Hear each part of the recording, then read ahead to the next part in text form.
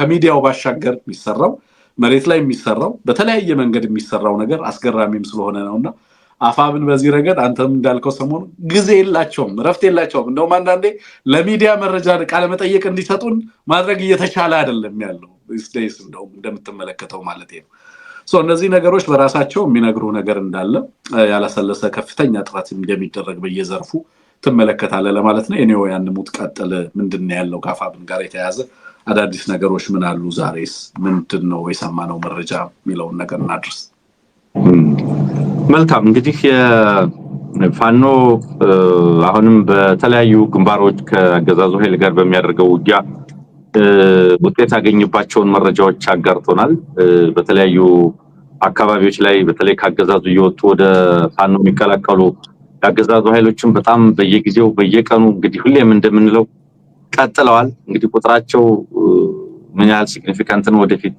የተደራጀ መረጃ ስናገኝ የምንመለከተው ይሆናል ነገር ግን ዛሬም ቢሆን ከአገዛዙ የወጡ ወደ 28 የሚሆኑ ያገዛዙ ኃይሎች የፋኖ ጎንደር ጠቅላይ ግዛት እዝ ደጃዝማች በላይ ዘለቀ እዝ 305ኛ ጎቤ መልኬ ኮርን ተቀላቅለዋል የሚል መረጃ ተልኮልናል 28 ናቸው በድምሩ ከነዚህ ውስጥ 4ቱ ሚሊሻዎች ናቸው 9ኙ አድማ ብተና አባላት ናቸው 15ቱ የመከላከያ ሰራዊት አባላት ናቸው ሰው ይሄንን ያክል ኃይል ዛሬ ብቻ ካገዛዙ ወጥቶ ወደ ፋኖ መቀላቀሉን የተመለከተ መረጃ ነው የደረሰን እንግዲህ ይሄ እንደምታውቁት ከምህረት አዋጁ ጊዜ ጀምሮ በጣም በተለያዩ አካባቢዎች ላይ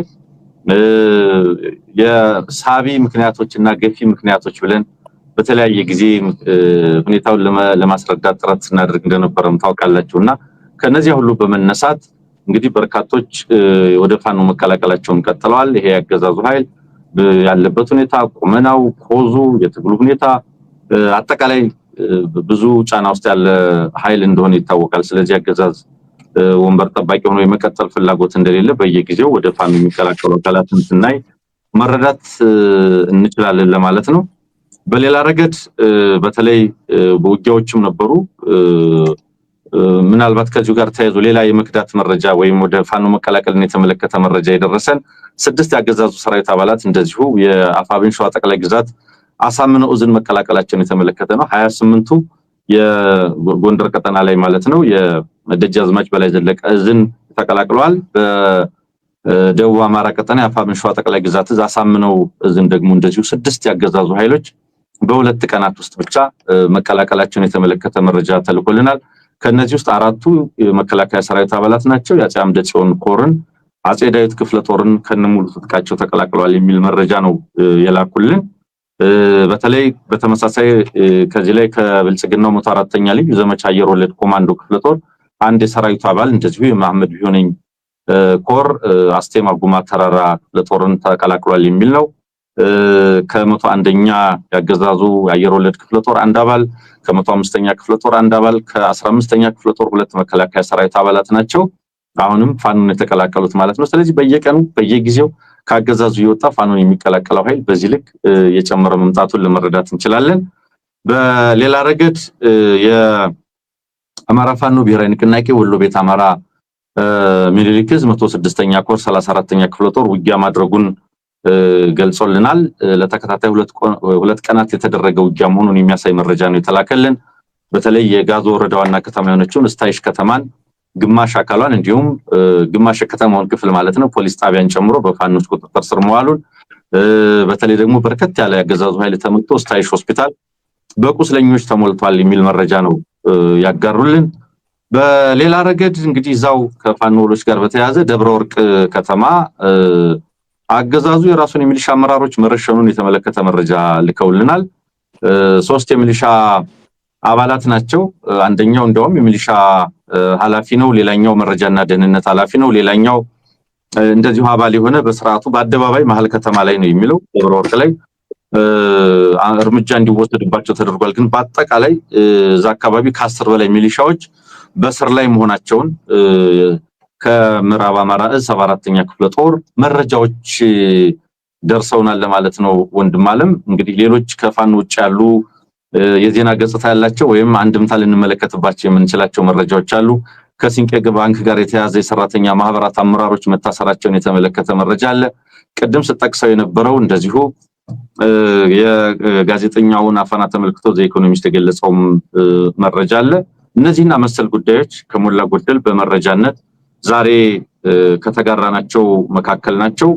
በተለይ ግን አስቂኝ ሆኖ ስንመለከተ የነበረው 5 ቀሳውስት ከአልሻባብ እና አይኤስአይኤስ ጋር በመተባበር ሶማሊያ ድረስ ስልጠና በመውሰድ በሽብር ክስ አገዛዙ ፍርድ ቤት አቅርቧቸዋል። እንግዲህ የኢትዮጵያ ቀሳውስት ከአይኤስአይኤስ እና አልሻባብ ጋር በስልጠናና በሽብር ትብብር ውስጥ ተገኝተዋል የሚለው መረጃ ስለዚህ አገዛዝ ድንበር የለሽ ቅድም አንድ ጽሁፍ እያጋራህ ነበር። ይሄ አገዛዝ ወንበሩን ለመጠበቅ ድንበር የለውም፣ የሞራል ድንበር የለውም። እኛም ስንል ነበር የሞራል ድንበር የለውም፣ የስነ ምግባር ድንበር የለውም፣ በብዙ ጉዳዮች ላይ ድንበር የለሽ እንቅስቃሴ ነው የሚያደርገው ስንል ነበርና ዛሬ በዚህ ደረጃ ነው። ይሄንን እንግዲህ በዝርዝር እንመለከታለን ብዬ ተስፋ አደርጋለሁ።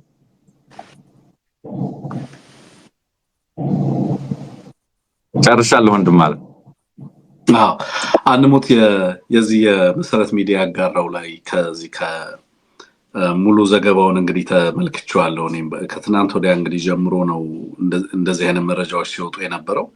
ዘገባው የሚለው እንግዲህ ከሰሞኑ በርካታ ሰዎች በመላ ሀገሪቱ በእስር እንደተዳረጉ እንዳሉ፣ አንዳንዶች ደግሞ የሲቪል በለበሱ የጸጥታ አካላት ታፍነው ተወስደው ደብዛቸው እየጠፋ መሆኑ የሚለውን ነገር ያነሳና ከዚህ ጋር 5 የኢትዮጵያ ኦርቶዶክስ ቤተክርስቲያን አገልጋዮች በትላንትናው ዕለት ፍርድ ቤት ቀርበዋል ይላል። በፌደራል ፖሊስ እንዳለው ተጠርጣሪዎቹ አልሻባብ እና አይኤስአይኤስ ከተባሉ የዓለም አቀፍ አሸባሪዎች ጋር ትስስር በመፍጠርና በሶማሊያ የሽብር ስልጠና ወስደው አዲስ አበባ ሲንቀሳቀሱ አግኝቻቸዋለሁ ብለዋል የሚል ነው። ከዛ በተጠርጣሪዎች በኩል የሚያነሳው ነገር ምንድነው? በተጠርጣሪዎች በኩል እምነታቸው ኦርቶዶክስ ክርስቲያን ሲሆን ስራችንም ቤተክርስቲያንን ማገልገል ነው ከተባለው ቡድን ጋር በእምነትም ሆነ በግብርም የሚያገናኝን አንድም ነገር የለም። በሶማሊያ የተባለ ሀገርም ስም በስም ካልሆነ በስተቀር በየት በኩል እንዳለ እንኳን አናውቅም ማለታቸውን ይዘግባል። ብዙ ሰዎች ያገዛዙ ነውር አስባችሁ ይሄንን ዘገባ ተራ ጉዳይ አድርጋችሁ ታልፉታላችሁ። እርግጠኛ ነኝ እንደዛ ነው የምታስቡት። ብዙ ሰዎች እንደዛ ነው የምታስቡት። ማለት በቃ ይሄ አገዛዙ ያው የተለመደ በሬ ወለደ ክስ ነው። በፊትም ዶክመንተሪ ይሰራል፣ ዛሬም ዶክመንተሪ ይሰራል። ምን አዲስ ነገር አለ? ሌሎቹንስ በሽብር እያለ ሙዚቃ ሲሰሙ የተያዘውንም ከመንገድ ላይ ያዘውንም እንደዚህ አይደል የሚያደርገው ብላችሁ ታልፉታላችሁ። ፎርሚ ለኔ ይሄ ነገር ተራ ጉዳይ አይደለም። የኢትዮጵያ ኦርቶዶክስ ቤተክርስቲያን ተዘጋጂ ነው ማለት አንሙት።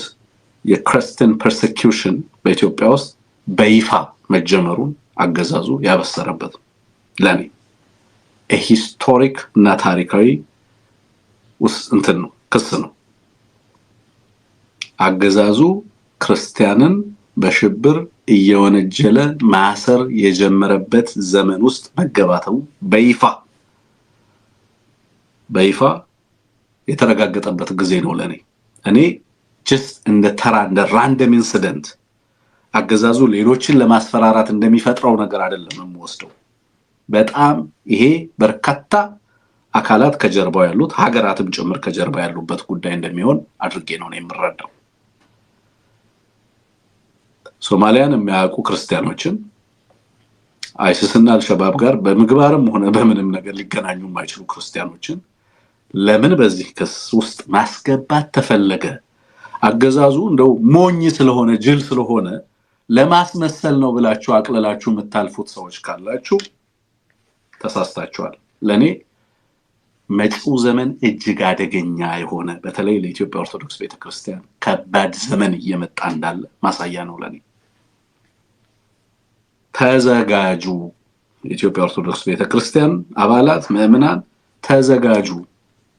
በክርስቲያን ላይ ለሚደርስ ጥፋት ተዘጋጁ። እየታደነ ለመተበ ፍርድ በሽብር ለመወንጀል ተዘጋጁ። አዲስ ተርን ኦፍ ኢቨንት ነው፣ ተራ ትሬንድ አይደለም።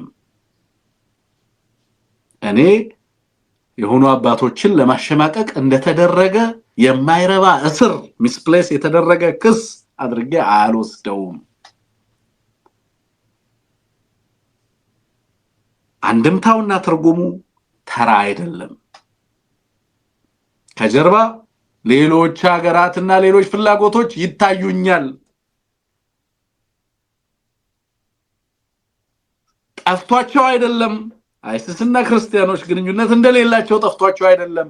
አዲስ ነገር ሊያስለምዱን እየሞከሩ ነው።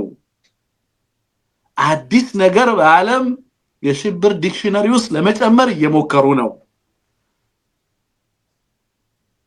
ይሄንን ጉዳይ እንደ ተራ ነገር የምታልፈው ከሆነ ቤተክርስቲያን እኔ እንግዲህ ማድረግ ያለብኝ ነገር ወጥቼ አደባባይ ትሬንዱ ምን እንደሆነ መናገር ነው። ከዚህ ዘለለ ሌላ አድርግ የሚችለው ነገር የለም። ለኔ it's not just random ነገር የሆነ ዝም ብሎ አይ በቃ ዝም ብሎ ለማስፈራራት ምናምን ነገር የሆነ በሽብር ማንንም እንደመክሰስ ተፈልጎ ነው ብዬም ወስደው ጉዳይ አይደለም። የማይገናኙ ሁለት ነገሮችን ለማገናኘት የተሞከረው ክርስቲያኑንም ሙስሊሙንም በእነዚህ ኃይሎች እያሳበቡ ለማፈን ለማሰር እና ለማሸማቀቅ ብቻ ሳይሆን በተለይ ክርስቲያኖችን ታርጌት ያደረገ መዋቅራዊ ጥቃትና ሰለባ ተጠናክሮ ሊቀጥል የሚችልበት ፓተርን እየመጣ እንዳለ ያንን ያሳየኛል። በግልጽ እኔ መመለከተው እሱ ነው። ይሄ ዝም ብሎ ተራ አሊጌሽን አይደለም። ዓላማው ሰፊ ነው። ከጀርባ በርካታ ሀገራት እንዳሉት ግልጽ ነው። ለቤተ ክርስቲያኗ መጪው ዘመን በጣም አደገኛና አስፈሪ ነው። እኔ ለዚህ ነው በተደጋጋሚ በኢትዮጵያ ክርስቲያኖች ላይም በአማራ ላይም በትግራይ ላይም በሌሎች አካባቢ ላይ የሚደርሱ መጠነ ሰፊ ጦርነቶች ተናጠላዊ ሲንጉላር የሆነ አረዳድ ከሰጠናቸው እንሳሳታለን ማለት ለዚህ ጥቃቶቹ መጠነ ሰፊ መልካቸውም አይነታቸውም በርካታ እጆች ከጀርባም ያሉበት ጭምር መሆኑን መገንዘብ ያስፈልጋል የሚለውን ነገር ለማንሳት ነው። እነዚህ ክሶች ወዴት የሚያመሩ እንደሚሆኑ መገመት አይከብድም። የህግ ባለሙያዎችን በዚህ ጉዳይ ላይ በተለይ በዚህ በእንትን ላይ ልምድ ያላችሁ ሰዎች በህግ ጉዳዮች ላይ ልምድ ያላችሁ ሰዎች ባካችሁ የእነዚህን ክሶች አንድምታ ዋይ ለምን በአንድ አርሶ አደር ቀዬ የሚገኙ ክርስቲያኖችን ይዞ ያውም የበርካታ ጥቃት ሰለባ የሆኑ ሰዎችን ይዞ ከዚህ ቡድን ጋር ማገናኘት ለምን ተፈለገ? ዋይ አንሙት ዝም ብሎ ለማሸማቀቅ ምናምን ለማስፈራራት አይደለም። is a new turn አዲስ ተርን እየመጣ እንዳለ ማሳያ ነው። እንዲሁ ዝም ብሎ በተራ ትርጉም ተሰጥቶት ምናምን እንደዚሁ አይ እንግዲህ ብልጽግና ምን አፍረት አለው ቢያደርገው ነገር እኮ የለም ብለን በዛ ደረጃ አይተን ምናልፈው ጉዳይ እንዳልሆነ እንደውላንሳው ብዬ ነው አንሙት ይሄንን ጉዳይና ምናልባት አንተም በዚህ ላይ ሌላ ሐሳብ የምትጨምርበት ከሆነ ደስ ይለኛል። ሐሳብ ልታክልበት ትችላለህ። ከዛ ውጪ ግን የሱዳን እና የሳውዝ ሱዳን ጉዳይ እናነሳና ሐሳብ እናክልባቸዋለን እነሱም ላይ። መልካም እንግዲህ እውነት ለመናገር የሚያስቅ ክስ ነው። የሚያስቅ ነው የሚያሳቅቅ ነው አላውቅም። እውነት ለመናገር ከአዲስ አበባ ሀገረ ስብከት ካሉት በጣም በርካታ ሺህ አገልጋዮች መካከል በተለያየ ደብር የሚያገለግሉ 5 ሰዎችን አልሻባብና አይስ ከተባሉት ዓለም አቀፍ አሸባሪዎች ጋር ትስስር በመፍጠርና በሶማሊያ የሽብር ስልጠና ወስደው በአዲስ አበባ ሲንቀሳቀሱ አግኝቻቸዋለሁ በሚል ልደታ ምድብ ችሎት አንደኛ ህገ መንግስትን የጸረ ሽብር ችሎት ማስረዳቱን ፖሊስ የሚያሳይ ነው ዘገባው። እኔ እንግዲህ 5 ሰዎች በተለያየ አጥቢያ ወይም ደብር የሚያገለግሉ ሰዎች ሶማሊያ ድረስ ሄደው እዛ ትስስር ፈጥረው ስልጠና ወስደው አዲስ አበባ ሲንቀሳቀሱ ነበር የሚለው ነገር እንግዲህ ከሎጂክ ካመክኒዮ ከብዙ ጉዳዮች አኳያ እንኳን ቢታይ ኦርቶዶክስ ቤተክርስቲያን በነገር ላይ አንተ ተዘጋጁ ነው ያልከው። የባሰ ጥቃት እየመጣ ነው ተዘጋጁ ብለሃል። ነገር ግን የኦርቶዶክስ ቤተክርስቲያን ላለፉት 8 ዓመታት ከዛም በፊት ሲደርሱ የነበሩ ጥቃቶች፣ የትርክት ጥቃቶች፣ የካህናትና የአማኞች ጥቃቶች በተለይ ባለፉት አሩሲ ላይ እኮ አውርተን